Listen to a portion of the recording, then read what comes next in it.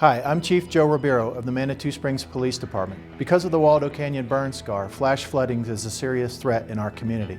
Manitou Springs is ready. If you hear the flash flood warning siren, please move to higher ground. Stay away from the creek. Swift moving water and debris can be deadly, and the banks and bridges may be unstable. Move quickly to higher ground, and please remember to assist our visitors if you're able. Emergency preparedness starts with you. Know your risks, make your plan, improve your outcome.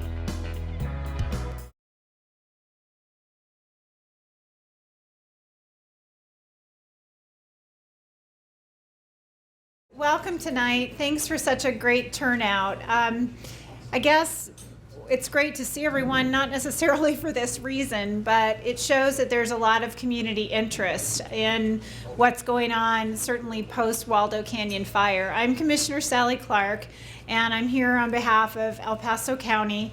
We have been working very diligently with all the communities surrounding the Waldo Canyon fire that are going to be impacted by potential flooding as we go into certainly our spring and summer season. So really important information tonight. I'd like to also introduce at this point Mayor Mark Snyder to make a few comments, and then I'll just kind of be keeping the meeting on track tonight. So Mr. Mayor, would you like to say a few words? Thank you, Sally. And as Sally said, my name is Mark Snyder. I am the current mayor here in Manitou Springs. Thank you all again for coming out, and thank you to the county for helping us to set this up. A small community like Manitou Springs is often dependent on our relationships with other governmental agencies and entities, and certainly our relationship with El Paso County means more to us now than ever. The message here tonight is first and foremost public safety, and that's what we're here to talk about, what we're here to learn about. We need to get educated. We need to know what risks we may be facing, and we absolutely have to have a plan. Now, your city government's been working hard behind the scenes for several months now, really since the fire ended, to mitigate all that we can. All of our city infrastructure, stormwater, has been addressed and is in tip-top shape. We are working collaboratively with, like I said, with the county, with CDOT, with anybody who will help us to try and get some of the mitigation work done up above us. And that's what's going to be, I think, the one thing we can do to help to mitigate it. But the truth is, if we get a big event, by every measure, we can expect some level of flooding. And it's so important that everybody has a good education of what may be coming our way, and know the risks that you're facing, and have a plan to get yourself, your family, your pets, your valuables, family heirlooms, anything of value. Have a plan to get it out of harm's way. This is where it gets a little more difficult for me, because absolutely we have to be prepared. At the same time, nobody really knows when or if anything what is coming our way, or what the future may hold for us. I worry sometimes, if most of us have seen the movie Jaws, and I worry about being the mayor in Jaws, telling them, you can't close the beaches, but I think something short of that is appropriate at this time. After we are as prepared and ready and educated as we can be, I think it's incumbent on us to keep to recognize that the uncertainty of what the future may hold, and really conduct life and business as usual, and get ready for a busy, hopefully prosperous and healthy summer for everybody. And that's one of the last point I want to make, is that as a tourism-based community and economy, we benefit greatly from the many wonderful visitors that come from near and far to visit and enjoy Manitou Springs. Conversely, I also feel that we have a responsibility to our visitors, that in the event of a crisis or some type of a flooding or even a fire event, I'm hoping that we can recognize that responsibility and help our visitors to get to safety. Know where the shelters are going to be, whether it's the community congregational church or the high school. And if you're a business owner, if the word comes to begin getting people to safety, I hope we'll be able to extend ourselves to our visitors and make sure that they are also safe and kept out of harm's way. So there's an awful lot of information here tonight, and I don't want to keep everybody here forever, so I'll conclude with that. But thank you. Now I'd like to actually call on Marcy Morrison to say a couple of words from Manitou. She is the acting director. So, and I think we all know who she is. Former mayor, former state representative, former insurance commissioner. Is there anything you haven't done? Former county commissioner. I know what I am doing. I'm getting older. and I appreciate Commissioner Sally Clark, and I appreciate all of the folks who are doing a great job, including our police chief right there. And I know you'll be up in a few minutes, correct?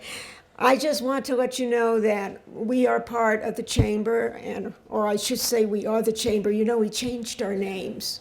Our name is now Manitou. But we're still the chamber and the visitor center, and we still see all of these wonderful visitors and tourists who come to see us. And I just have one, people keep saying, well, we'll stop and go on, but I am going to give you this one phrase.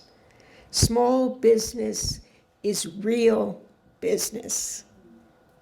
Think about that. Small business is real business.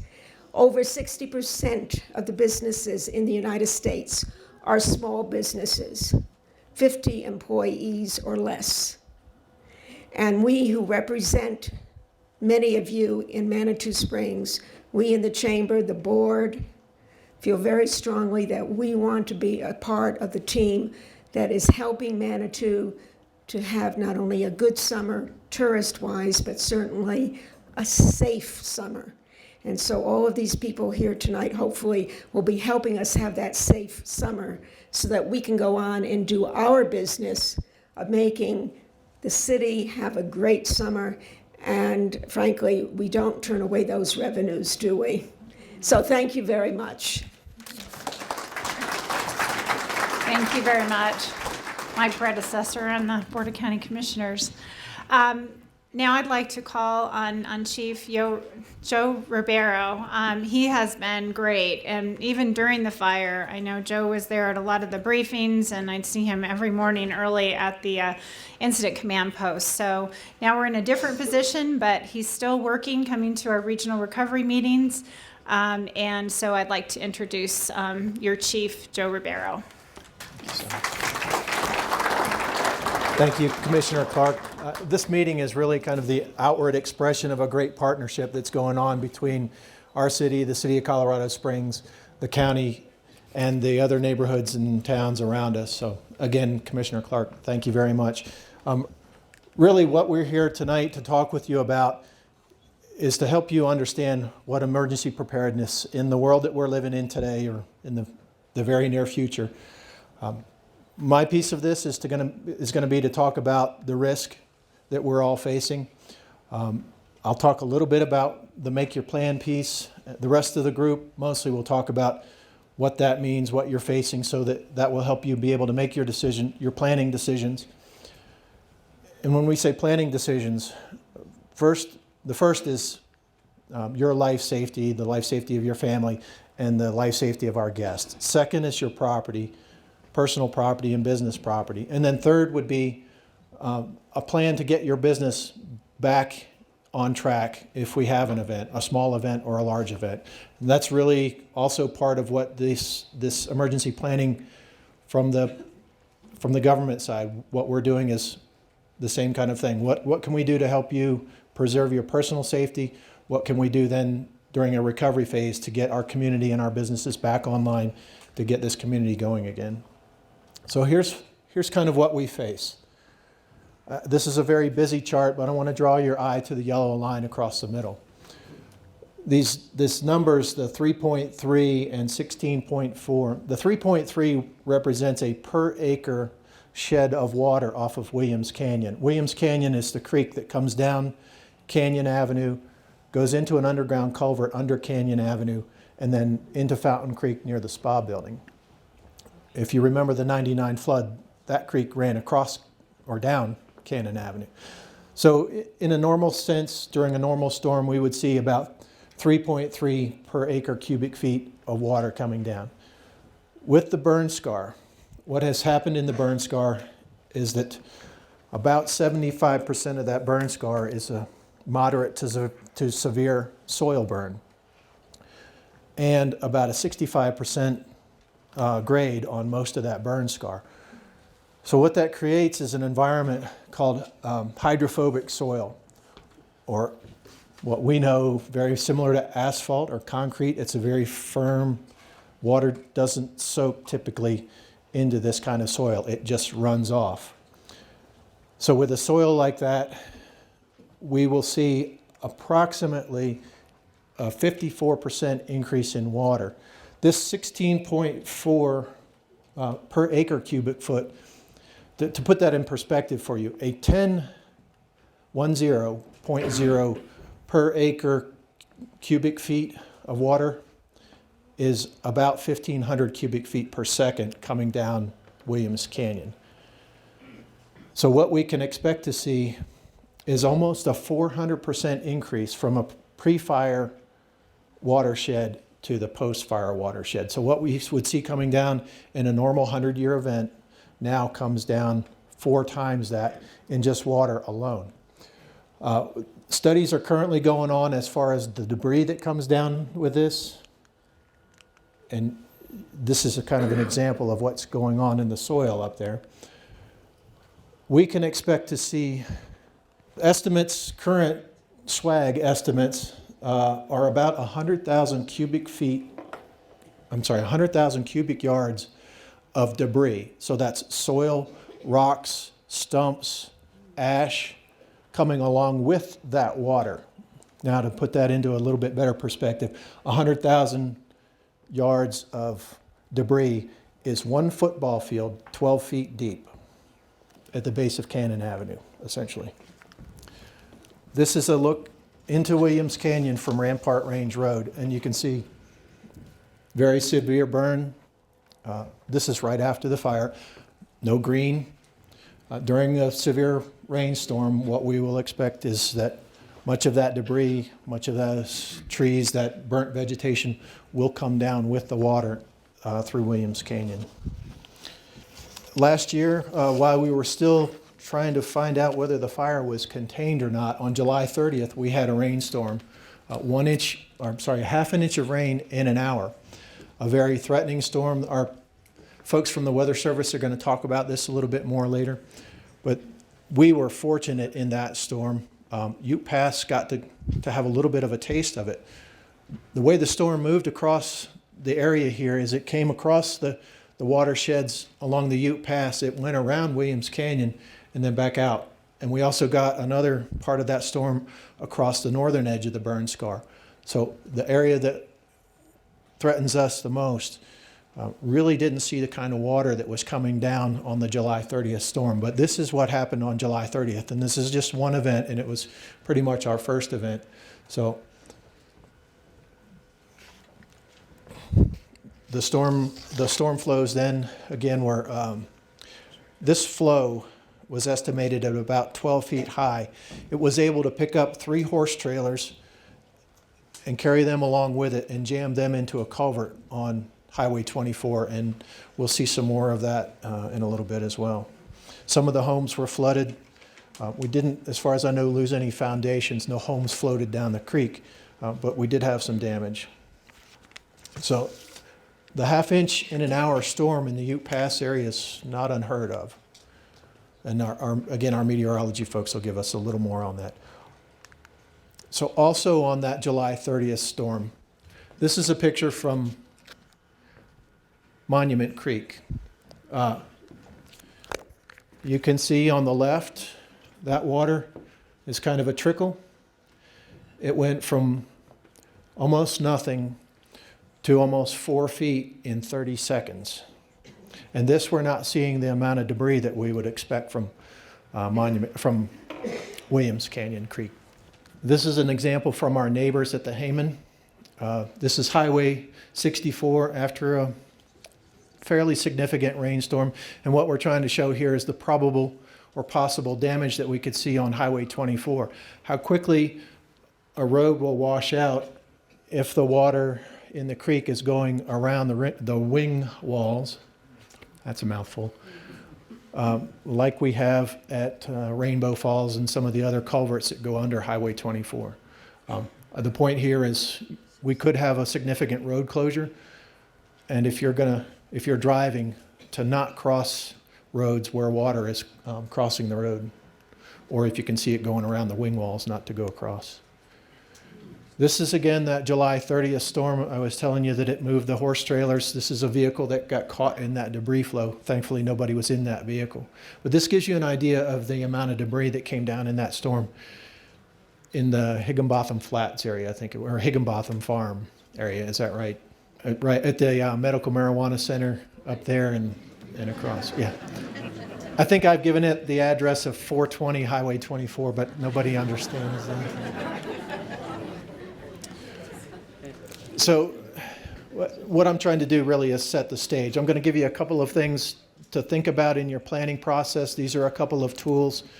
The National Weather Service endorses a radio. They're available at Radio Shack, Walmart, certainly online, a lot of places. These radios are also available for the hearing impaired and sight impaired. You can get peripherals for these radios that will cause your bed to shake or cause lights to flash.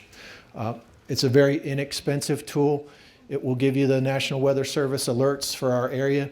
The one thing to remember is the Weather Service alerts are issued for county-wide. So once an alert is issued, you need to pay specific attention to which watershed it's affecting. And for us, it's the Fountain Creek watershed, the Ute Pass area, and Williams Canyon. And they will put that detail in the alerts as they're online or as it comes across, and there's digital reads now in these radios. So pay close attention to the specifics of it. There is the emergency alert system. It's often referred to as reverse 911. That is a subscription service for cell phones. Landline phones are inherently included in that, but I would say just go out there and subscribe anyway. Subscribe your home phone, subscribe your cell phone.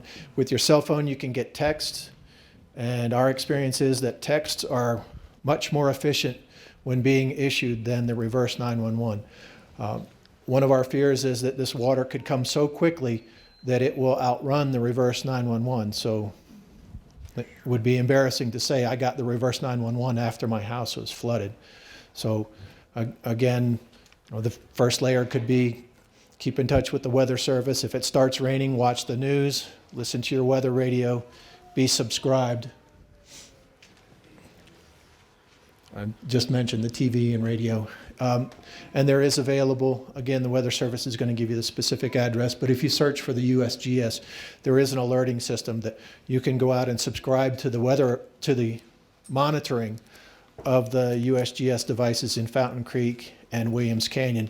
And that's another means for you to get the alerts when we are experiencing a storm. And these are the gauges. I'm not going to try to get you to read those. They're actually, when you go to the website, water.usgs.gov, it actually has the names. So you'll be able to find your way to it. So we're going to be asking you to take a lot of responsibility in planning for yourself. Plan for yourself, plan for your business, and plan for your family. Life safety first, property safety second. Most important, don't wait for the Weather Service or the fire department or the police department to come and knock on your door and tell you you should go. The message that we want you to have is if you think you're in danger or that this is a dangerous situation, act on that. Go ahead and get out. If it takes you a while to get out of your house and get to a safe area, you may think about go ahead and leave when the storm comes in. When we've got a forecast of a significant storm moving in, that might be the time to go. If you are pretty agile and can get out fairly quickly, you may choose to wait until the Weather Service alarm goes off. Or as a last resort, when the siren out back goes off. That siren is designed to be that's the we know something's coming down the creek alert. And if we can get it turned on in time, we hope that it will let you know. But again, if you sense danger, don't wait for us. Don't wait for a particular trigger. If you think something's going on that's dangerous to you or your family, go ahead and get out. And don't forget our visitors. So I guess the whole message here is things around us have changed significantly. We have a very real and new threat here. It requires constant vigilance, so we want you to pay attention to the weather, listen to us when we're issuing alerts, and if we're asking you to relocate, please do that, and please include your friends and family and visitors in that. The takeaway that we'd like you to go with is, California has earthquakes. They still have earthquakes. They prepare for them, and they respond to it when and if it happens. And sort of like having a smoke detector in your house. It's not just there because it's pretty. It's there that if it goes off in the middle of the night, you have already thought about what you're going to do when that thing goes off. And it's not a plan at the moment the alarm goes off. It's respond at the moment the alarm goes off. So we're going to have Rick Ruggles. He's going to come up and tell us a little bit about what's going on specifically in Manitou and Fountain Creek. Thank you for coming out, folks. I'm Rick Ruggles, Stormwater Manager for Manitou Springs.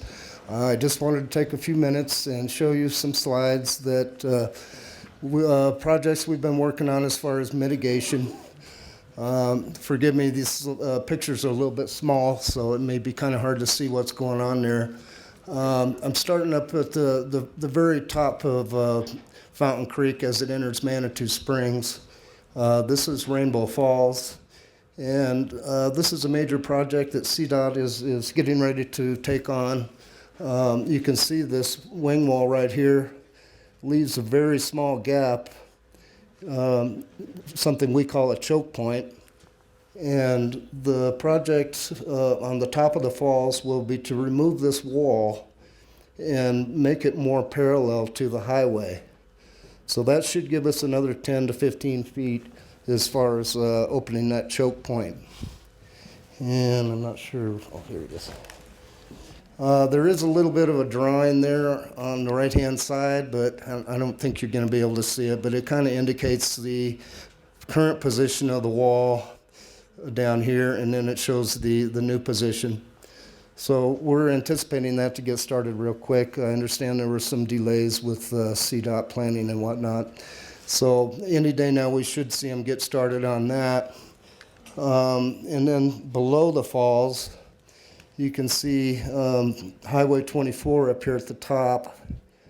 And down below, the toe of the slope has completely eroded.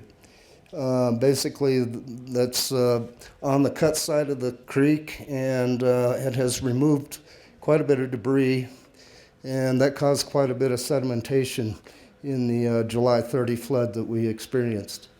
So hopefully that's going to reduce a lot of sedimentation coming down into Manitou Springs. And here again, there's a drawing, but you really can't see it. I do have the full-size prints if anybody's interested in looking at them.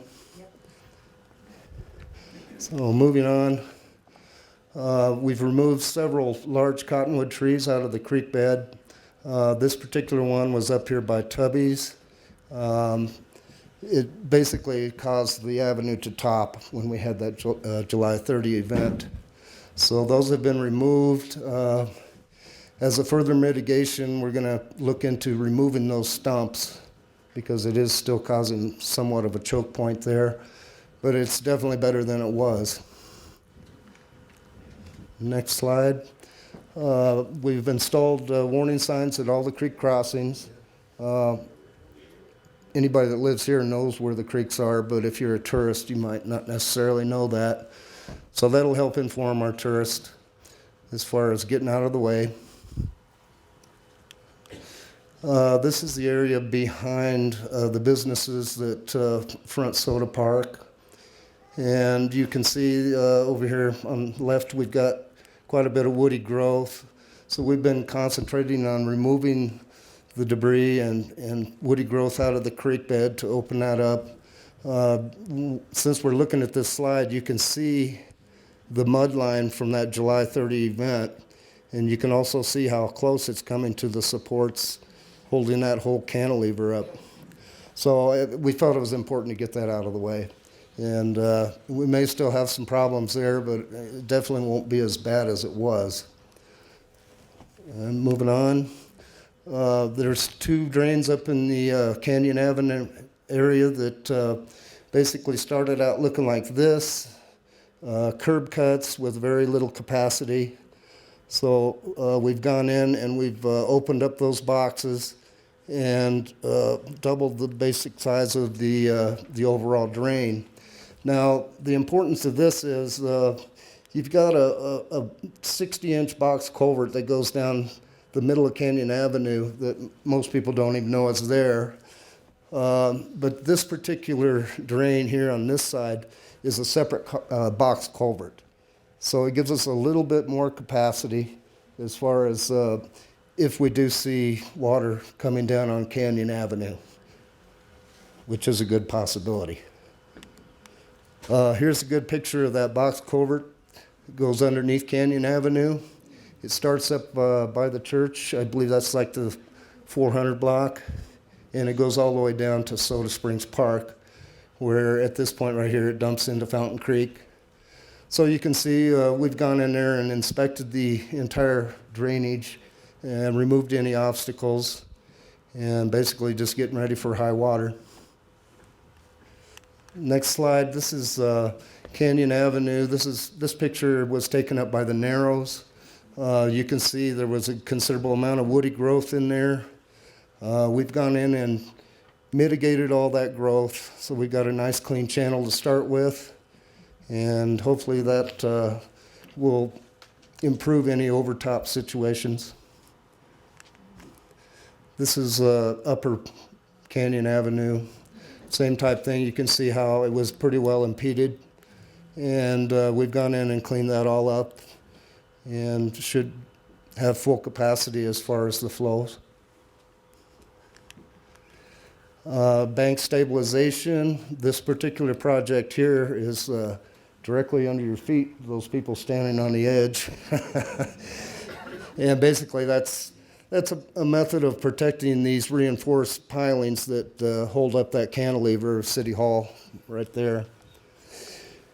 The next one is down there by the bank.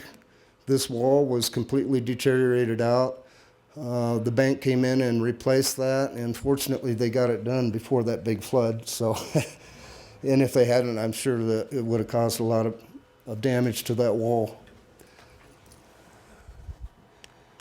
The utility crossings are a big issue for us. Of course, if you had high water and lots of debris coming down, you can see that an unsupported sewer line crossing there would easily be taken out and cause contamination to the stream. So I wanted to point out this is what it should look like. You can see it's suspended with cables, and it is raised above the creek.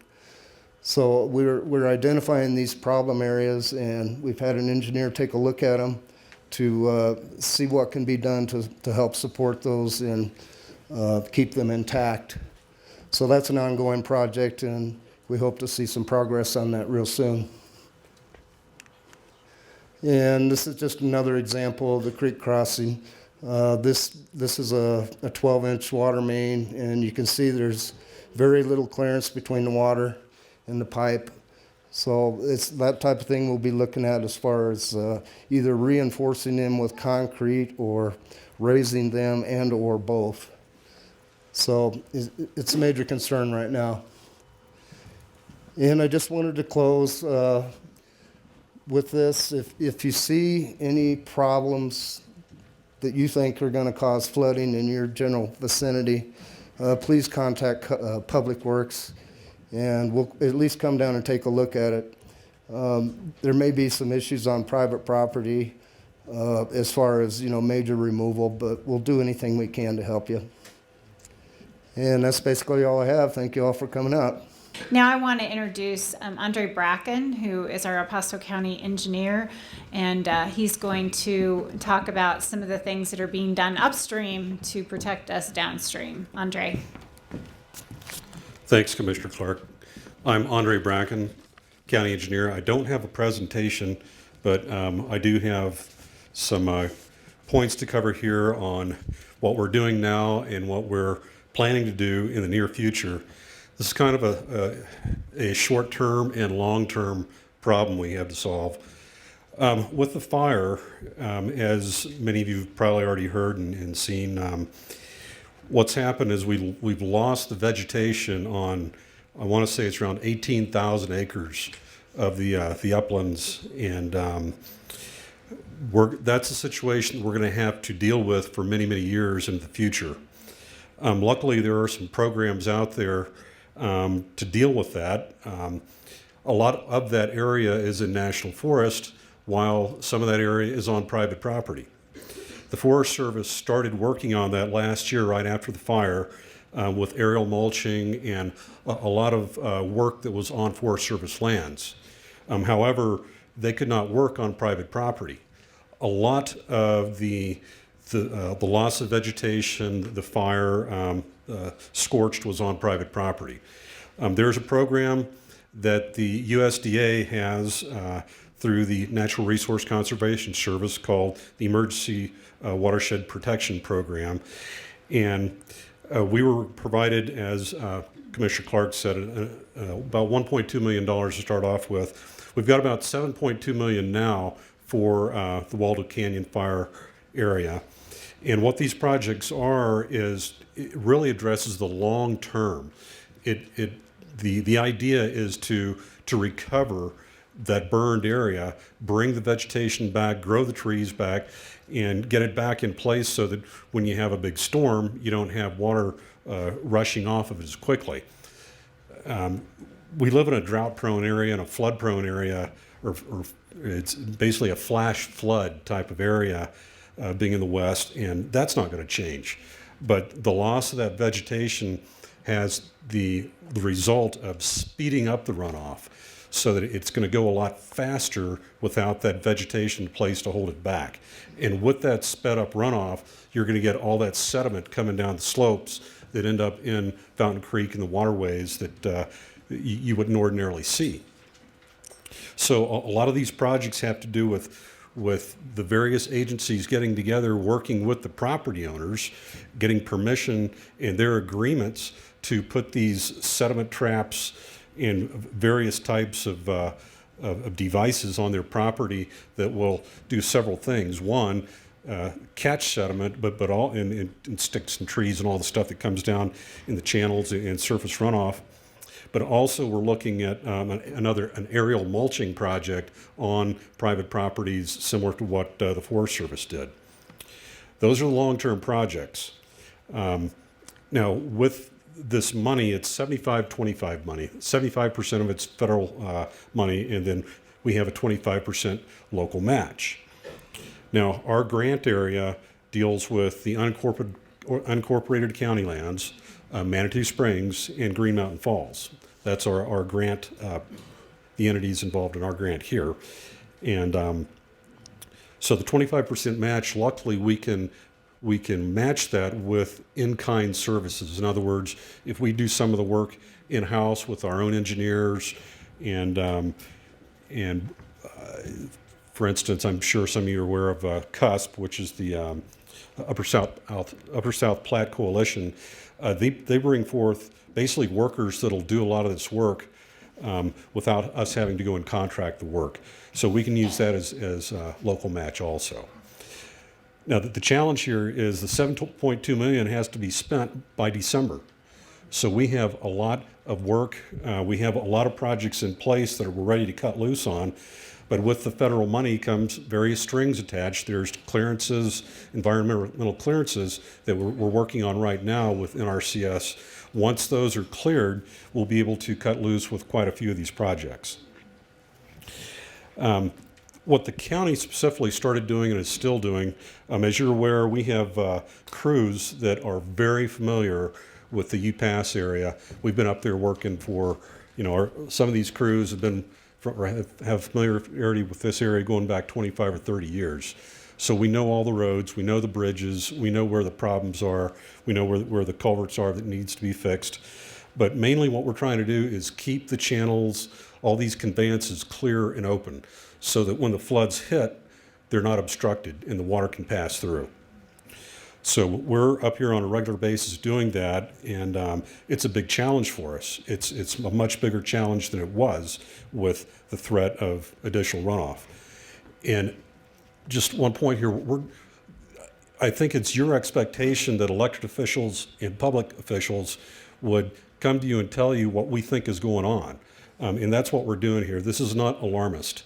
We're trying to provide you the data and what we're doing to hopefully prevent as much as we can a bad situation, but we're also prepping ourselves to be prepared for the flood or floods and recovery efforts afterwards.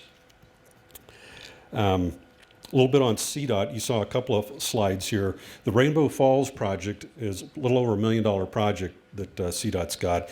Probably, if I had to pick out one project, I'd say it's as important as any, because the slope going down from Highway 24 to Fountain Creek is unstable. And that project, the most important thing it's going to do is stabilize that slope to keep that from sloughing off and potentially in a storm losing the slope, which means you're going to lose the road, which means 4 lanes gets closed. Our main goal as DOT and CDOT working together is to keep all the roads and bridges open. So that's our goal. Other projects that CDOT's got, they've got about a $5 million package they're bidding out. In addition to Rainbow Falls, there's a big culvert that's going to go under all 4 lanes of Highway 24, the Cascade area. They've got a big sediment trap they're planning at Sand Gulch that was the culvert that the horse trailer got stuck in, and some work upstream and downstream on that area. We already did a bunch of work downstream of that at the Ute Pass Elementary School. But those $5 million of work that CDOT's going to do is absolutely critical for Highway 24. Some of the studies that are going on, 2 in particular I wanted to mention. There's a flood inundation study that Matrix is the name of the consultant working on that, the engineering consultant. And what that's going to do is they're taking the data from the Bear study that a hydrologist the Forest Service worked on that basically tells us how much more runoff we're going to get coming off the hillside down into Ute Pass. We're going to take that information and develop basically amended floodplains on these critical reaches of Fountain Creek coming down to, the study goes down to the confluence of Monument Creek. And that's going to help us in several ways to tell us more about where the inundation areas probably are going to be, and also help us with, it's called basically bulking of the runoff, to look at the amount of debris and sediment the runoff carries, and also where the sediment is likely to build up, and then what we're going to do with all this sediment once it comes down to the drainage ways. The other study is the WARS study, which is a watershed assessment and stream stability study. And that's more of a long-term study. It'll give us ideas about better ways to best management practices in the burn area that for long-term recovery and to get things growing back. Also deals with some channel stabilization and dealing with sediment transport also. So that's kind of the main projects, long-term and short-term, we're looking at. Very importantly, I would like for any of you to call our office at El Paso County Public Services, 520-6460. If you have any concerns, you see anything that you want us to look at, if you see plugged culverts or channels or problems with bridges, anything that you see as a concern, please call that number, convey that information to us. Repeat the number, please. It's 520-6460. And we have a receptionist there that's 24/7, and they can get that, take that information down, and we can respond to you within 24 hours.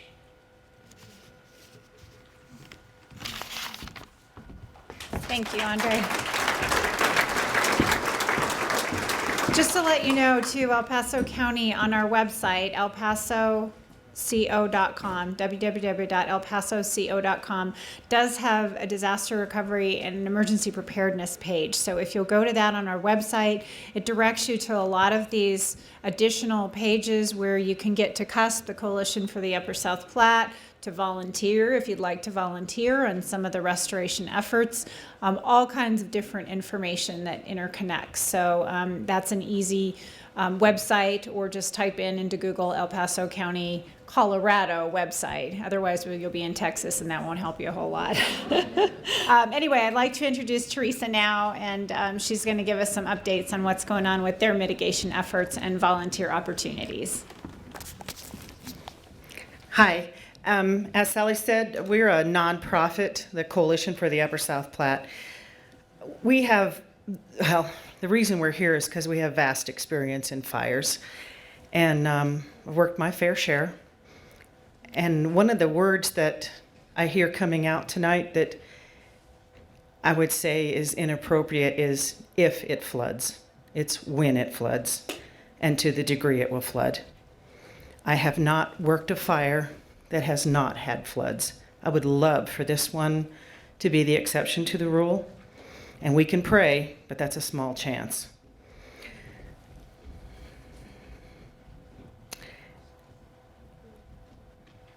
When we talk about this fire in recovery, and we talk about this long term, the water that's coming down, it's because we talk about the trees. Think of those as water consumers. They take about 100 gallons of water a day, and they're gone. It'll take about 80 years for them to get back to that same usage. So the flows are going to stay high for a long time. We can work with that because they were this way before. And this is a community that has bounced back quite a bit. So what I want to talk about is our most important goal is you guys. We want zero loss of life. That's the most important thing. Everything else we can put back together again. So I want to talk about some of the mitigation that we have been doing. Right now, we are going door to door up in the Ute Pass area. And what we're looking at is those floating projectiles that are going to come down to you guys. We want to move them out of the floodplain. We're working with everybody. The best bet is to start at the top. We also do a lot of knocking down trees and putting them in the side. They're called LEBs to stop some of that sediment from coming down. Sandbagging, straw bale wattles. There's just a lot of different prescriptions that we implement. We do use a lot of volunteers to do that. It's hard. It's hard work. We wouldn't be able to do it without all those volunteers. Down here, we walked the creek up there several times, thought about the best solutions for the whole area, all the way downstream, and for each individual property. We are going to start that same type of assessment here in Manitou. For that to happen, I need people to sign what it's called a license to enter. It gives me the right, and those who are my partners, NRCS, all the people from Manitou, the right to walk the creek side. In the back of the room, Carrie, who's in a purple sweater and a scarf back there, she has a bunch of those. It would sure speed things up if you could go back and, after this meeting's over, start signing those. Any work that we will do, we will come back to you and will be in writing. This just gives us the right to enter right now. We will come back after we've done our assessments and start knocking on doors and telling you if there's anything we can do to protect your property. But some of the things you can do before we get there is think about what you have in your yards, outside your businesses, that can float. And remember, a 3,000-pound block of cement floats. Cars float faster than cement. That's RVs, campers, all those things. Please be thinking about what will go downstream. The less damage that happens after a flood, the less there is to clean up, and the easier it is to get back to your new normal. I think I've covered just about everything in here. I do want to say that Rick talked a little bit about the soils up above, the hydrophobic soils. Ponderosa pine needles produce a terpene, and that's what's made to make turpentine. And any of you that ever have put turpentine on a piece of wood, you know that that hydrophobic soil is that's what makes it slick. But just like turpentine, it weathers away. That's the glue that's holding all that soil up there that we talk about, sediment that's up there. The decomposed granite was that hydrophobic soil, those terpenes. Those have started to dissipate. What you saw in the flood earlier was ash. You're going to start seeing that gravel now. If you walk up, well, you can't walk up in the burn area, but when you used to, the rocks were smooth. They got hot and all that outside of those rocks cracked off. So there's lots of little pebbles out there. Those rocks are rough now. That's the material that you're going to start seeing coming down. We're trying really hard to plant grass just to hold the soil. You have to grow grass before you can grow a tree. So it's imperative we get that going.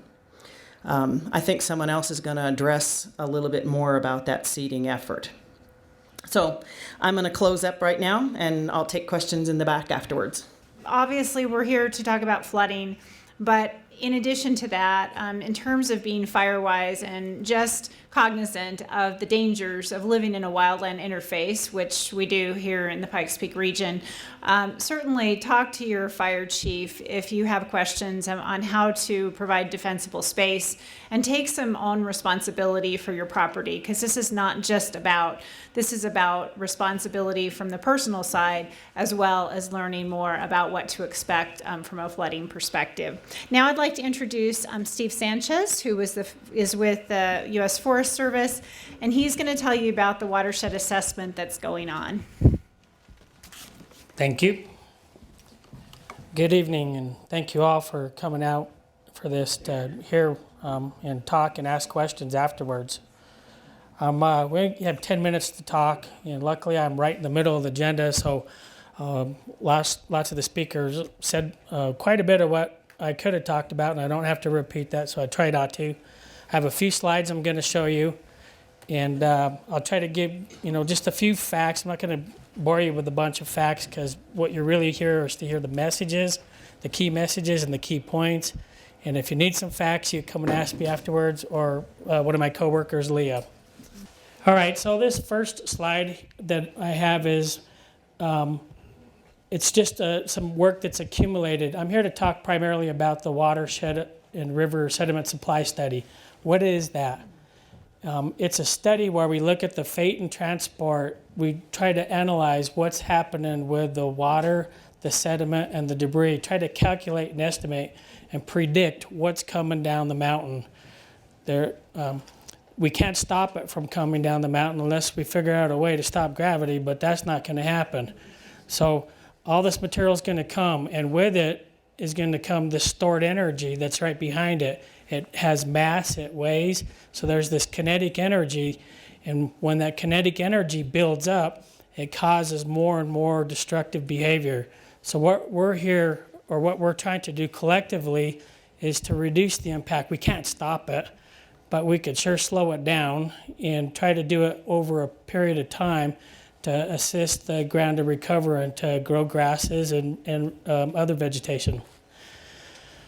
As a result of doing the war study, we've gone through and walked the entire fire very intensively, analyzed maps intensively, had a good group of interagency, nonprofit, just a ton of people out there trying to calculate how many different watersheds are there. For those of you that aren't really familiar with a watershed, this pointer is kind of hard to see, but this is a ridge here, and this is a ridge here. Everything in between, if you were to roll a marble down, either way is that watershed. So there's 106 watersheds within the Waldo Burn area. 5 or 6, depends on where you stand, primary watersheds where they collectively drain. Manitou Springs sits at the toe of several, okay? This slide here just specifically shows all the highlighted yellow watersheds that are going to eventually dissipate their energy down Fountain Creek towards Manitou Springs. So there's quite a few watersheds that are impacting Manitou Springs. We heard a little bit about soil burn severity.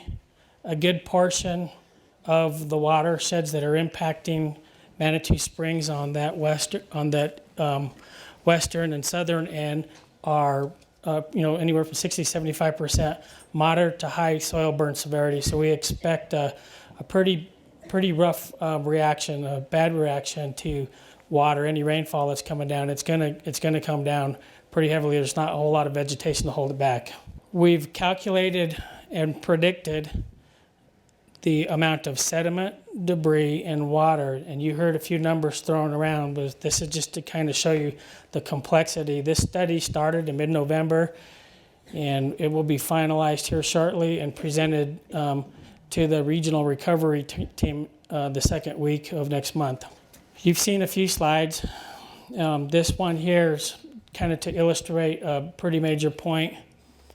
On the top of the soil here, top of the sediment here, what you see is mostly the ash that was flowing off the first few rains, but underneath that is sediment, and now the ash has flowed off the mountain, so now we have sediment and debris, and each storm that we get stages the material. So here's some material off this road that's getting staged in various areas in here.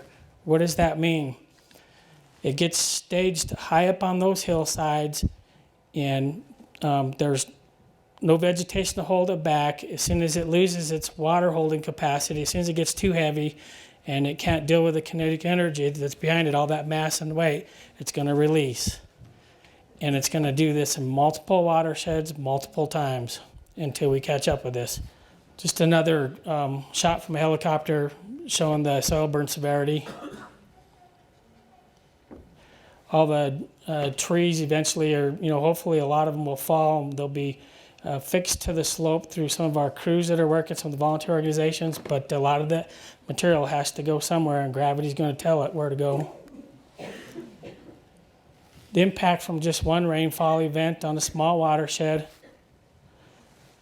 You can see right here the coarse material that we were speaking about on that lower right-hand side of the picture is some of that coarser material that's being staged.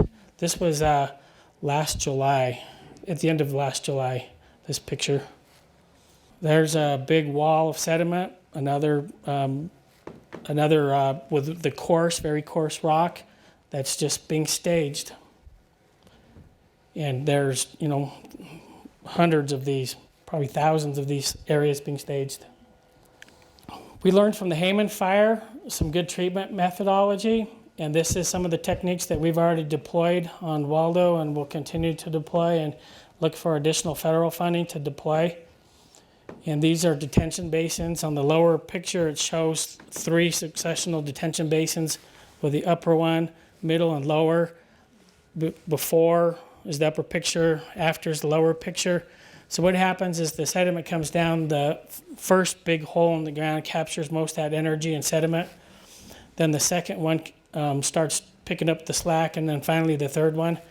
Right now, if you were to take a picture at the end of the summer, that first one was pretty well vegetated. It's a proven technique. Same thing is we'll have to rebuild the floodplain where there once was a floodplain. Some of it's going to go, and so we'll be playing catch up, but on some of the watersheds we'll have time to rebuild the floodplain before any destructive behavior happens. Okay, I'm just going to talk about a couple more things. Remember, there's 106 watersheds, 6 major. It's about 237 miles of stream channel within the burn area. There's 18,000 acres that were burned. So there's all those hills and hill slope, all that material to move. Why do we do the WARS assessment? What is the purpose? The purpose is so that we can take the limited dollars, the limited amount of contractors, limited amount of physical resources that are available, and figure out where we could have the best impact, the best effect on our treatment. There's no way year 1, year 2, we're going to catch up with this. We're going to get flooded somewhere. It's going to happen when it rains. But we have to try to figure out where can we spend our dollars to save the most lives. There's a group, a concerted effort, the Waldo Recovery Group. There's a subgroup that is working on establishing priorities. You can imagine that the conversations are pretty exciting about where we're going to start treatment. And believe me, it's a unified approach. All of the city, the county, the other federal agencies, the volunteers, the state, everybody's in on this together, and we're doing the best we possibly could. And we'll continue to do this over the next few years until we get this baby controlled, or at least stabilized.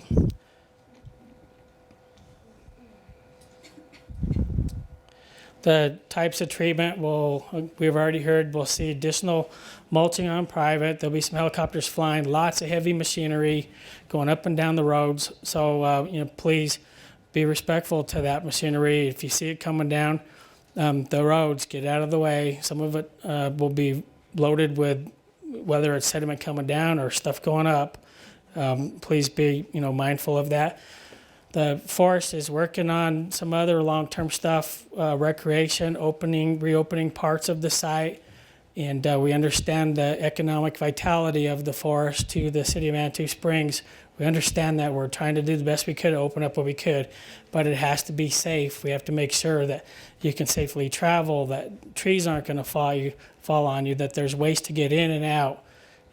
We're in a drought. And recreation opportunities are going to be somewhat limited in the lake itself. Who knows if the boat ramp will be available? The types of treatments you're going to see besides the helicopter will be the mechanized, non-mechanized, so hand crew treatment and large heavy machinery. It is a unified approach again. And then finally, thank you so much for everybody wants to volunteer. I think we've had thousands of requests to volunteer, and we really want to put you to work, but we can't do so yet. We can't even do it safely. First of all, we have to take care of putting these, dealing with these imminent threats, to deal with the heavy machinery, to make sure that we don't have big trucks staged behind a traffic jam of volunteers.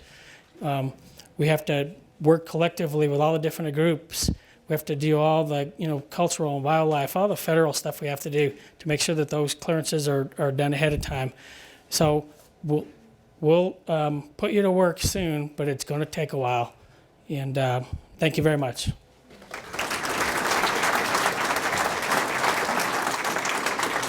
Thank you very much, Steve. I just wanted to say, too, that CUSP, Coalition for the Upper South Platte, is actually working with us to harness some of the folks that want to volunteer. So if you go to waldocanyonfire.org, correct, Teresa? Right name? waldocanyonfire.org? Nope. waldofire.org, corrected there. waldofire.org. There's a volunteer sign up. So we're trying to figure out one way to harness all these folks who want to volunteer.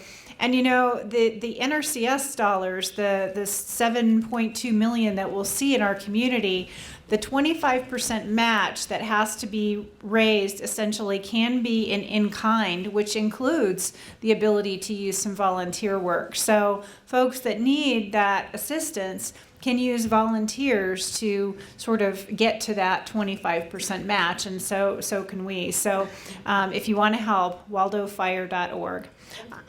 Okay, so under that same waldofire.org, there's forums that you need to sign up for, and we'll put out information, and you can sign up to your area, which is Manitou area, and you just get that information. So if we're doing site visits, aerial seeding, we will post it on that. You have to sign up, give us information, because within an hour of creating the site, we had 3 hits. One was from Poland. So we want to make sure it's really from people here, that we're actually answering your questions. So please take the time to sign up on that site. Thank you. Sorry. Thanks, Teresa. That's okay. Our next speaker is from the National Weather Service, and that's Jennifer Stark. So here we go, Jennifer. Okay, thank you. Thanks everybody for coming out tonight. I really appreciate it. My name's Jennifer Stark. I'm the meteorologist in charge of the National Weather Service office in Pueblo. And for those of you that don't know about our office, we forecast and warn for all of southeast and south central Colorado. And we do fire weather. So when we have a red flag warning or a fire weather watch in effect, that's us. Once a fire starts, we do spot forecasts for the fire. So we did that for Waldo for 38 hours. We did an hourly spot forecast until we had the type 1 team arrive. And we do hydrologic forecasts and warnings. So the flash flood warnings come from our office. And we do winter storm warnings and blizzard warnings sometimes that don't verify. So that's us. So, for those of you that have lived in Colorado for some time, and I'm originally from Colorado, and I remember a very historic flood event that happened in Colorado very well, the Big Thompson Canyon flood. Anybody else remember that one? Yeah, I think that had a lot to do with me becoming a meteorologist. So just so you're aware, flooding does occur in Colorado. It occurs frequently.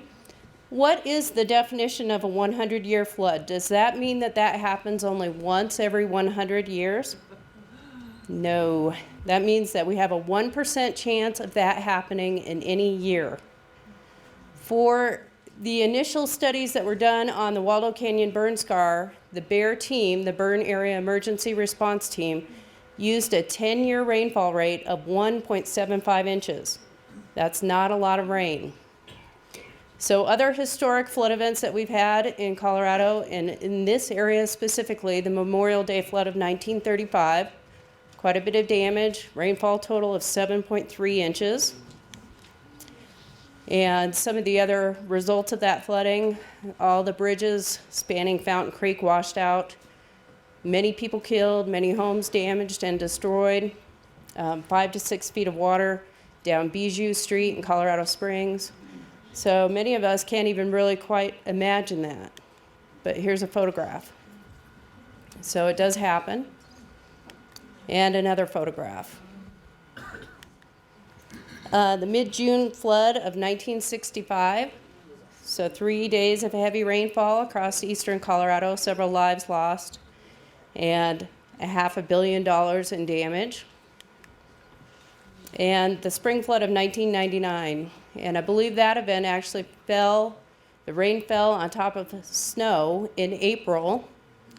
So you can imagine April snow has a lot of water content in it, and 10 to 14 inches of rainfall in 48 hours. And quite a bit of damage again with that one. And Highway 24 closed for about 3 weeks, and untreated sewage dumped into Fountain Creek. And here's some photographs of the aftermath. So, we are in the third year of a 3-year drought, but make no mistake, we can still have heavy rainfall events, especially localized heavy rainfall events, even during a drought. September 15th, 2011, I measured 5.1 inches of rainfall at my house in southern El Paso County. So, and I was, I've lived in the Midwest, and that was still ranks among the top rainfall events that I've actually experienced. So we started planning very early on, as soon as the fire was becoming contained. And in fact, you may remember that we issued a flash flood watch for June 26th, the day that the fire moved into Colorado Springs. And we did take quite a bit of heat. People in the media were saying, why are they issuing a watch? We want the rain. It's going to help the fire. Well, we didn't know what that rainfall would do on the burned soil and the burned area. So we began immediately making plans and preparations. And we arrived at a very low threshold for a flash flood warning, so a 1/2 inch of rainfall rate per hour. So we're not waiting until we get a 1/2 inch of rain. We're watching the storms that are producing that much rainfall. If they move into the burn area and we're getting reports from the rain gauges in the burn scar, we're going to issue a flash flood warning.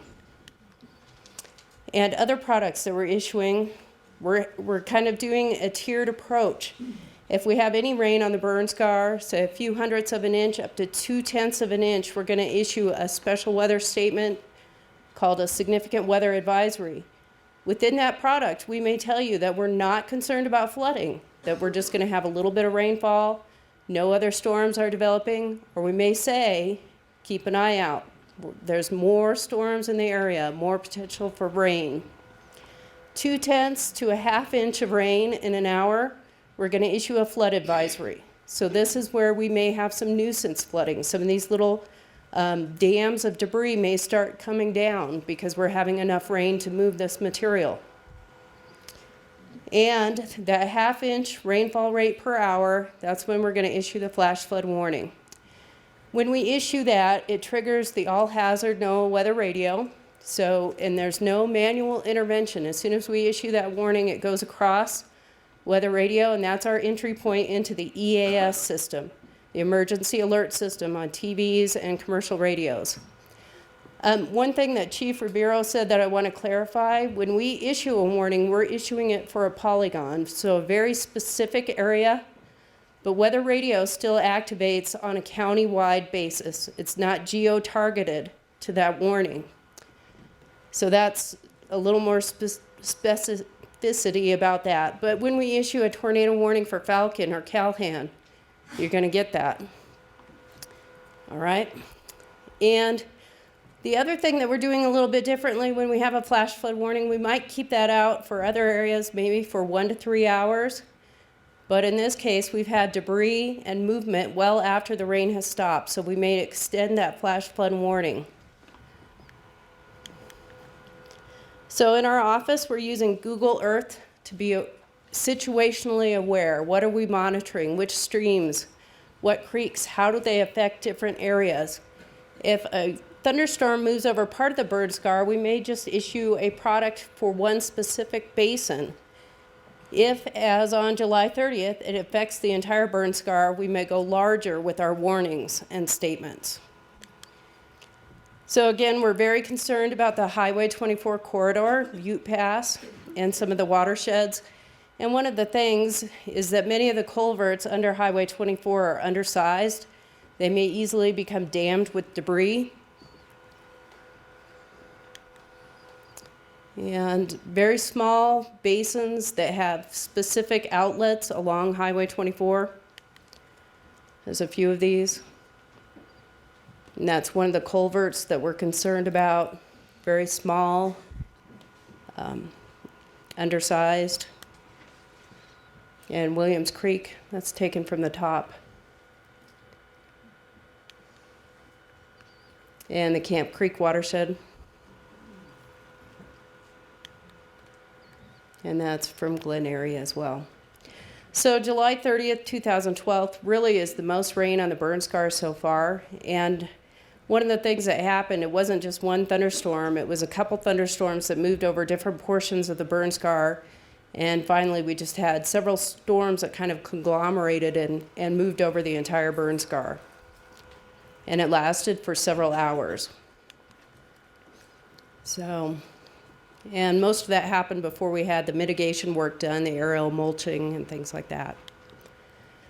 And so we're still learning how this thing's going to react to rainfall, and the mitigation efforts are going to help, I believe, with some of the runoff, but for now we're keeping our thresholds very, very low. One thing I want you to keep in mind, and I'm a weather person, I'm pretty thick-skinned. You can tell me, that I'm wrong, that I did a bad job. I get that a lot, so it's okay. But I don't want you to get the false impression that July 30th was a false alarm, that because we didn't have significant flooding in Manitou Springs, that it's not going to happen, because that was kind of a test. That was like the tip of the iceberg. That was a very small rainfall event, maybe at 1.75 to maybe 2 inches of rain. Most of it fell in the West Monument Creek Basin, and they sure had a lot of damage. Colorado Springs Utility, about $15 million in damage to their infrastructure.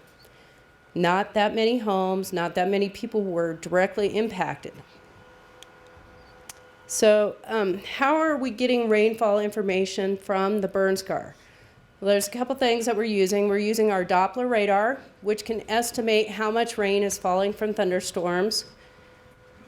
Typically, the radar does a good job with rainfall estimates, but it can overestimate, especially if we have hail, and we have a lot of hail in Colorado. So we need real-time ground truth information to verify or calibrate what that radar is telling us. So now, when we first had the burn scar, we had one person at Eagle Lake Camp with a 4-inch diameter rain gauge giving us reports. We had the Rampart Range RAWS, which is a portable weather station with a rain gauge that reports automatically. And now we have the 5 USGS gauges that have rain gauges on them as well, and they report in real time. So we're getting a lot more data that are coming from the burn scar itself in real time. In addition to that, just this month, our radar was upgraded to dual pol, and that's going to help us with our rainfall estimates. But we also have a network of spotters and people out monitoring the burn scar and telling us what's happening. And that's also very important. The other date that we issued a flash flood warning was September 12th, and that was a stratiform rainfall event. So not thunderstorms, but more like a long duration light rainfall event. We were concerned how that would affect the burn scar, and really we had very little flooding. And one of the things that we're looking at is the rainfall rate. So we know intense rainfall from thunderstorms is the most likely to cause flooding. So, and that's from the September 12th events. I know it's hard to see, but about a little over an inch to about 1.5 inches of rainfall total on the September 12th. So as I said, those real-time reports come into our office, and what do we do then with those reports? We put them into the wording of our warnings and statements. We send them out to our media partners. They share reports with us because many times their viewers are reporting into them. And so we have kind of a cooperative relationship. But if we can put street closures or impact information into our warnings and statement, people are more likely to take action. So the weather radio, again, you're going to get warnings for Falcon and Calhan. But the thing about the weather radio that I like, it's fairly inexpensive, it has a battery backup, and it's going to wake you up in the middle of the night. If you're not watching commercial TV or listening to commercial radio, this thing's going to tone alert, catch your attention. You cannot sleep through it. It broadcasts directly from our office. We monitor to make sure that it goes across immediately. And the station here is WXM 56, 162.475 megahertz. And luckily, this transmitter only broadcasts for Teller and El Paso County. So you're not going to get anything from Pueblo County or anything like that. Fairly inexpensive. And we're asking you to have multiple methods to get the warning information. So the reverse 911 that you've heard about. Weather call is another service, and I like this because it triggers directly from our warnings. No manual intervention. And they're offering it free of charge to burn scar residents. If you live within the burn scar or near the burn scar, you can sign up for free. And again, is geo-targeted to our polygon. If we issue a polygon, you're in the polygon, you're going to get the warning. If you're not in the polygon, you're not going to get it. They have a mobile version, so if you drive within a mile of the polygon, you're going to get it. So we know that the Waldo Canyon flash flood threat's going to be with us for years to come. We're prepared to update our thresholds if we need to, especially as the mitigation work and the recovery work is being done. If you feel that we've issued a warning in error or you have some feedback for us, I certainly welcome that, positive or negative. I think any time we get feedback, it helps us improve our services. Or perhaps I can explain what happened. So our goal really is to have a warning out with lead time. What I'm saying is before there's damage, before there's impact, we want to tell you that severe weather is coming your way. In reality, are we able to do that every time? No. We can have a tornado that occurs without a warning. We can have a flash flood that occurs without a warning. We can have one of these debris flows move across Highway 24 and it didn't meet that half-inch rainfall rate. It's just pre-staging, pre-loading, and we had enough rain just to move that out. But for the big events, I'm trying to give you minutes of lead time, and those minutes will allow you to save your life. One thing that I would ask you is to have a plan in place for your family. Make sure your kids know what to do if they're home by themselves. Most of the time, the rainfall occurs in the afternoon and evening in Colorado, and many of us are at work. We may be separated from our families. Make sure they know what to do, and exercise your plan. That way you can determine if there's something that you've missed, something that you haven't planned for. And use our webpage for information. It's weather.gov/Pueblo, and we will put up, oops, wrong button. We will put up the Waldo Canyon Burn Scar Decision Support webpage when we have a threat of flash flooding. Another product is the Hazardous Weather Outlook, and I'm sorry you can't see that very well, but it's a plain language description of the hazards coming up within the next 7 days. We don't get too technical on you. We have radar information. If you want to read the technical stuff, read the forecast discussion. And flash flood safety information is also available online. And if you would like to contact somebody at the Weather Service, myself, I'm available, and the warning coordination meteorologist, Tom Magnuson.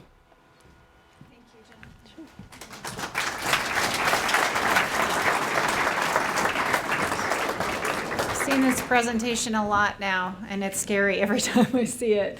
I did want to remind all of you that we're trying to keep the communication going, so if you want to sign up to get more updates from El Paso County, please make sure there should be some email sign-up sheets in the back. Again, it's about trying to contact people and having those emails available to us. So please help us to connect with you, and certainly encourage your friends and neighbors to make sure that they are also connected. They can always send an email to me or to Matt Andrews at elpasoco.com. I'm now going to call on John Putnam from the Rocky Mountain Insurance Information Agency, and he's going to talk about flood insurance and what you need to know going forward into what is going to probably be flood season. Thank you, John. Thanks, Sally. Hi, how are you all? Well, I feel like I'm kind of a little fish out of the water here because after being in the insurance business for 45 years, one of the most difficult sells we had to make was flood insurance. Nobody wanted it. And now all of a sudden we have a natural catastrophe which totally changes the picture. John, can you hold the mic? Okay, is this better? All right, so I'm going to stand in. I'm not Erin May, as you probably have told. Erin is stuck up in severe weather in Denver tonight. They're having snow. But she put together this long list of catastrophes. And if she were here, she would tell you that we have catastrophes here, and many of the catastrophes we've had the assistance of the federal and the state government, but we cannot always guarantee going forward that we will have the benefit of that money and that support coming from those disasters. So I'm here to tell you a little bit about flood insurance, because flood insurance is basically the vehicle that would help you to recover in the event that there were a flooding incident here in the Manitou Springs, El Paso County area. I don't think I need to go through a lot of the threat here. I think we've heard that pretty loud and clear tonight. The only thing that I will tell you about this slide that's most important, in order to buy flood insurance, you have a 30-day wait period. So when's the thunder showers start? Around May Memorial Day. So you need to start thinking in terms, we're right on the 30-day cusp, and you need to be starting to talk about getting some flood insurance. Now, where do you get flood insurance? Well, there's a couple ways you can get flood insurance. Most of you, I would suggest your first place to start would be at your own agent. Have them talk to them and see if they can help you through the process. All flood insurance, virtually all flood insurance in this country is underwritten or is reinsured through the National Flood Insurance Program, and so most of the rules will apply throughout. Now, if the company that you deal with doesn't have access to flood insurance, then they will be able to direct you into the NFIP. If you don't have agents that can handle that, you'll see up there on the slide both the telephone number, and you go to floodsmart.gov. And that's a good place to go anyway, because if you put your address in there, it'll tell you a little bit about the flood risk for your particular area. Now, who can get flood insurance? Basically, through the National Flood Insurance Program, virtually everybody. There are very, very few exceptions. Anybody who lives in a high flood risk area. So if you live on Long Island and you get washed out to sea once every 5 years, you can get it there. If you live in high and dry places, you can get it there. So there's widely available flood insurance. The underwriting is not too difficult. Now, why do you need flood insurance? Quite simply because no homeowners insurance, virtually no insurance. I'm not aware of any homeowners policies that covers flood. So you're left to buy a separate policy for one peril called flood. You can buy it for both homeowners and business owners. For a homeowner, if you're in a community such as El Paso County and Manitou Springs, you can buy up to $250,000 per building, residential building with $100,000 contents. The price of that's going to range. If you live in a flood zone, it will be quite high. If you live outside the flood zone, it's probably going to be somewhere between $450 and $500 a year for that full coverage. Now, non-residential buildings, that would be your commercial buildings. And as you can see, a little bit higher limits available, but suffice it to say, you can get the coverage. Now, flood insurance is a little different and weird from an insurance standpoint, because most people think that the flood insurance is going to cover things just like your homeowners does. Well, it doesn't totally. For example, your house has to be fully walled and roofed. Around here, that's not a big issue. Some parts of the country, it's a little bit more of an issue. By the way, in the basement area of your house, in the basement, there is no coverage for any contents, with the exception of there is some coverage for your mechanicals down there, your hot water heater, and your furnace. So first piece of news, if you do have a house that's in an immediately flooded area, potentially flooded area, probably a good idea to think in terms of starting to move stuff up out of the basement, because you would not be able to get coverage for that anyway. Now, there's various exceptions, various rules, and I'm not going to spend the time tonight to get into that. That's something that you should discuss in full detail with your agent, so that you understand exactly how that's going to apply to you, and you're comfortable with your purchase decision. One last thing I will tell you about the policies is, if you want to buy replacement cost and you want to have your house replaced after a flooding event, you need to make sure that you insure it for at least 80% of the full replacement value.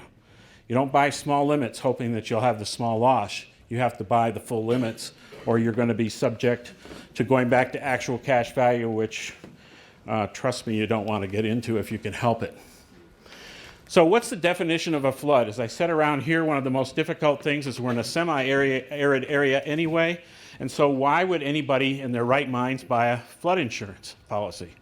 We always think around here that floods only happen in the Mississippi Valley, some places back in the east where they get lots of rain, they got lots of snow melt, and so forth and so on.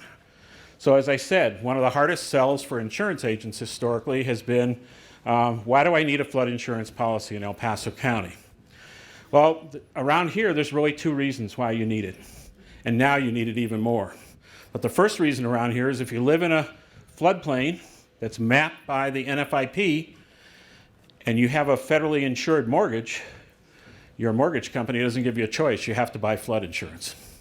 So around here, we don't normally think of those floods, but they do happen. And so in those documented areas, and trust me, your mortgage companies will find that for you. And when you get the sticker shock of having the extra premium when you came to closing, it'll be a little bit of a rude awakening. But that's one reason to buy flood insurance. Around here, I think Aaron would tell you that about 40 Around 40% of the claims, all flood claims, come from the rapid accumulation and the sudden, unusual and rapid accumulation and runoff of waters, flash floods. You saw some of that went on this last year at the Citadel during that flood zone or flood event. So we have basically 4 types of floods: the overflow of waterways, the unusual and rapid accumulation, mud flows, which also apply to wildfires, and last but not least, the collapse or subsidence of land.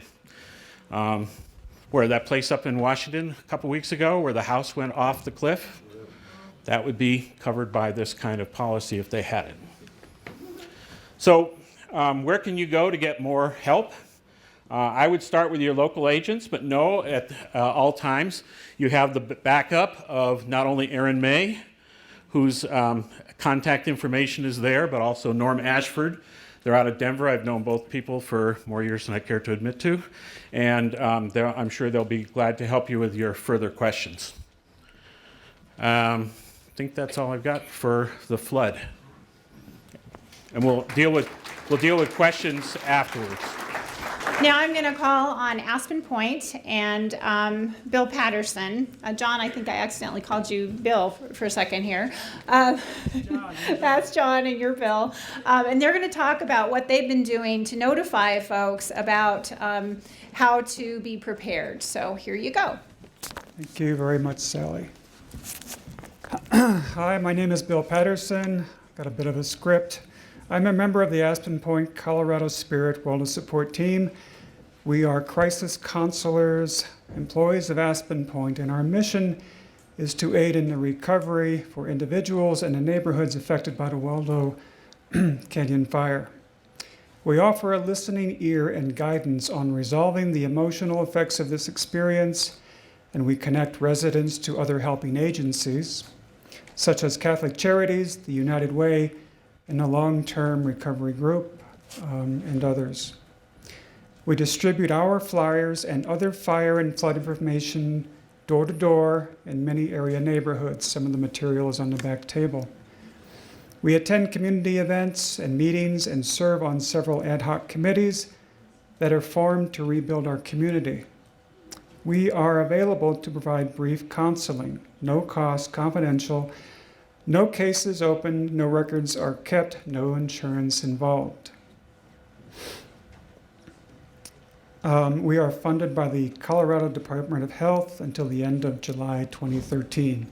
So we started up, the team started up last summer after the fire, did a lot of helping, counseling for people who were in direct exposure to the fire, lost their homes, etc. And now the intention has shifted. We're still here. We'll be here for a few months.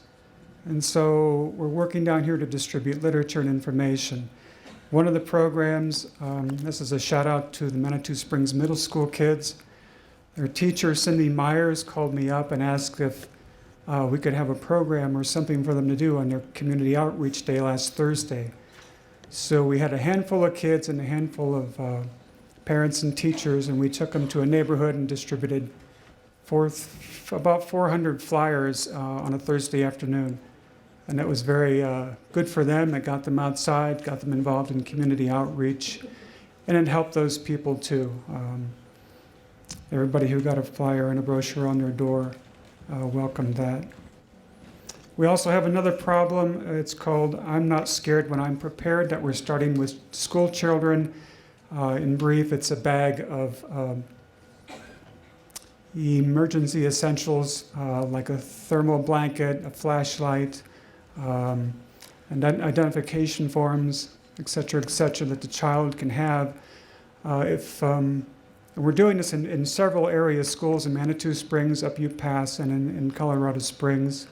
So if your child comes home with a release form, it doesn't take a permission from the parent to do this. Please read it carefully and sign it. Your child will be thankful for that.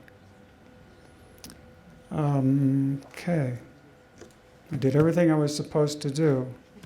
Now I can say whatever I want to. Okay, is Manitou Springs weird? This is the question. I've seen T-shirts, I've seen bumper stickers. I live on the east side. I visit Manitou Springs. I think there's something going on here. You all look normal to me, except for a couple of people. Okay. I think it's wonderful to be weird. You have interesting shops. You have artists here. You have great restaurants. It's a wonderful place to visit for tourists and people who live just a few miles away. I only go there a few times a year, but it's a treat. It's like a vacation close to my home, so I enjoy visiting. We have Rocky. You have Rocky. Okay. Of course, many of the juicy things have already been said. Sally took my last best line, of course. I don't have a whole lot of science and stats and numbers and PowerPoints. I think you've had enough of that. And probably what I'm going to say is something you may not need to hear. There are people 3 times older than I am here. So you probably know this, that being resilient in these times is probably the most important thing you can do. It's the landscape between your ears that probably needs more tending to than the landscape in your backyard. Sure, you want to save that Cadillac in the garage, and you should. You should do that tomorrow. But as you look at this brochure, and it's a really good brochure in the back, this guy, everybody should leave with this, okay? Take it home, don't read it tonight because that's too much information, you'll all have nightmares. But tomorrow start reviewing it. And don't eat the whole elephant at once. Every time I look at this, I think I can't do this, I couldn't do this.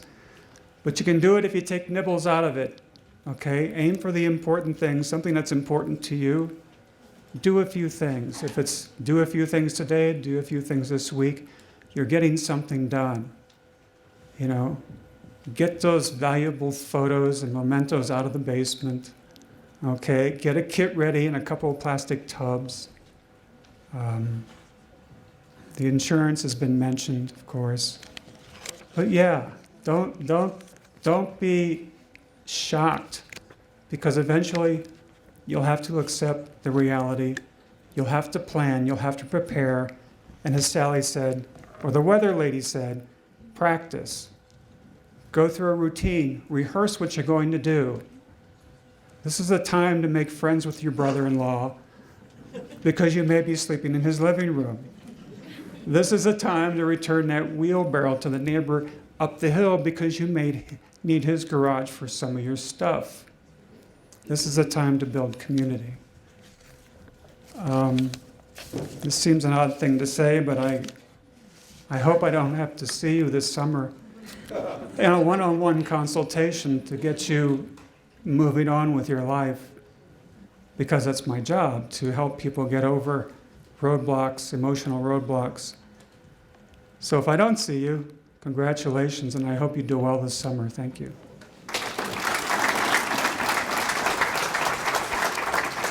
Thank you, Bill. I get it right this time. I just wanted to briefly call on my colleague, Peggy Littleton. She's got a flyer she just wanted to point you to that's on the back table to just talk about that being prepared. Thanks, Sally. I think that Bill said it so well. We talk about being prepared, so I'm going to give you a task to go home and accomplish this weekend. Back on the table is what you need to have together for a 72-hour kit. It's what you can do to build one for yourself, for your children. Have this by the front door, have it in your car. I have one where I live, I have one where I work, and I have one always with me where I play. Your children might want to have one of these at school. They talked about putting kits together for school. Please pick this up, and you can find out all the information of what you need. Also, for your important papers, I always have all of my important papers scanned, and they are always with me wherever I go on my keychain as a redundancy measure. My kids have a fob like this, so that they have them should something happen to me and I'm washed away in a flood or burned out by a fire. So I always have a redundancy system to know where your important papers are and who has access to them. Thanks. Thank you. Now, on the 24th, we're going to have another meeting here, And so make sure that you let other folks know who may not have been able to attend tonight. We're going to have kind of a little bit of the same information. I did want to just say, Laura Montgomery Williams, now I have to get used to your new name. When we first met up here at Rainbow Falls, the first thing Laura said was, this slope is failing on here and we really need to get CDOT on it. Well, now we've seen what happens when a lot of water comes down. So now our Colorado Department of Transportation, it's one of their #1 priorities post Waldo Canyon flooding. So Laura had the take on the early warning system, and now thankfully we're going to get it done to make sure that we protect Highway 24 as an important tourism corridor. So now I'm going to let our Mayor Snyder close it out and let him say a few comments, and then we'll see you again on the 24th. We also have our rescheduled time in Ute Pass. I know there's some folks here from Ute Pass. I see the Hensleys here on the 22nd because we canceled it because we thought we were going to get a big blizzard. So that's also open. It's at Ute Pass Elementary. If any of you would like to come up there or let any folks know, these are essentially for the same kind of information. Thank you, Mayor Snyder. Thank you, Sally. You know, I remember during the heart of the Waldo Canyon fire, late at night, one night out at Loaf and Jug, seeing a whole crew of young people who had just gotten off the fire line, and I was actually able to buy them some Loaf and Jug dinner. But I remember thinking how wonderful it is to have these people who we'll probably never meet, never have a chance to thank, doing so much work on our behalf. And hopefully tonight you're getting that same feeling. There's an awful lot of good people doing a lot of good work that we'll probably never get the chance to thank them and really show our appreciation. So thank you to the county and to everybody who's spoken tonight. We really are feeling the love, so thank you. And we really want to benefit and work collaboratively. This is the 4th or 5th time I've heard of this presentation or something similar, and it doesn't get much easier, I can tell you. Hopefully it's gotten your attention here tonight. If it hasn't, then I'm not sure what will. But yeah, it can really be overwhelming. And really you start to wonder, what is it? What can I do? What can we do? Is all hope lost? Well, certainly that's not the case. This town has endured for a long time, and I'm confident it will endure and abide well into the future. But we are facing some additional threats right now. I know we hear it's not a question of if, it's a question of when. Of course, that when could be sometime in the relatively distant future. So, I think our best defense absolutely is a well-educated and a well-prepared public. So do everything you can. Reach out. Don't wait for your city or public officials to come knocking on your door or to tell you, what you need to be doing. Take the initiative on your own to really make yours and your family as well-educated as possible. But don't put yourself in that point of worry where it starts to really affect your health. At the same time, do everything you can to be prepared and to have a plan. But if you do that, it's like I tell my daughter, my 8th grader, who was up with Bill and others last week working on planting wildflower seeds to help with some fire mitigation, is, when you have a test, when you're faced with adversity, if you're prepared, there's really no reason to be nervous, and there's certainly no reason to panic. So stay educated, stay prepared, have a plan, look out for yourself, your family, but also look out for your neighbors, especially those with special needs and may have some difficulties. I've never been more gratified in my life than during the evacuation of the Waldo fire to see so many people reaching out to their neighbors and to other people who needed help and making sure that they were getting to safety also. As far as what you can do, we are, our city, we've worked really hard to get our general fund reserve up to a healthy balance, and I'm proud to say that we've accomplished that. If we do have some type of a crisis, that's when we'll most need that money, and so we are very, as a council, committed to keeping a healthy reserve in place should we need it. The only exception to that is fire and flood mitigation.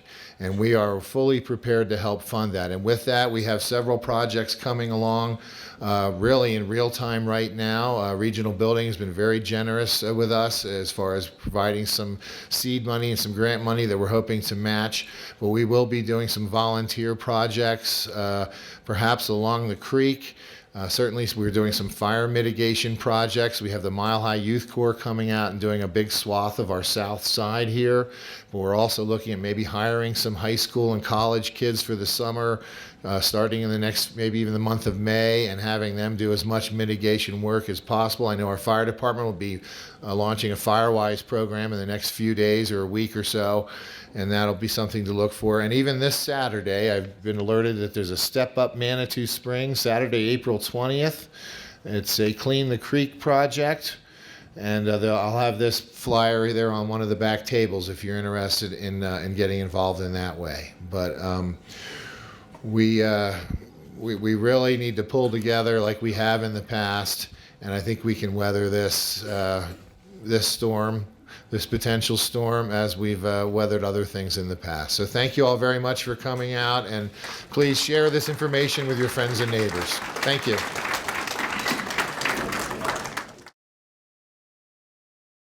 Hi, I'm Mark Snyder, Mayor of Manitou Springs. Because of the Waldo Canyon burn scar, flash flooding is a serious threat for our community. Stay informed when rainstorms hit our area. Manitou Springs is ready. If you hear a flash flood warning siren, stay away from the creek. Based on your own situation, you should know whether to shelter in place or relocate to higher ground. And don't forget to assist our visitors if you are able to do so. Emergency preparedness starts with you. Know your risks, make your plan, improve your outcome.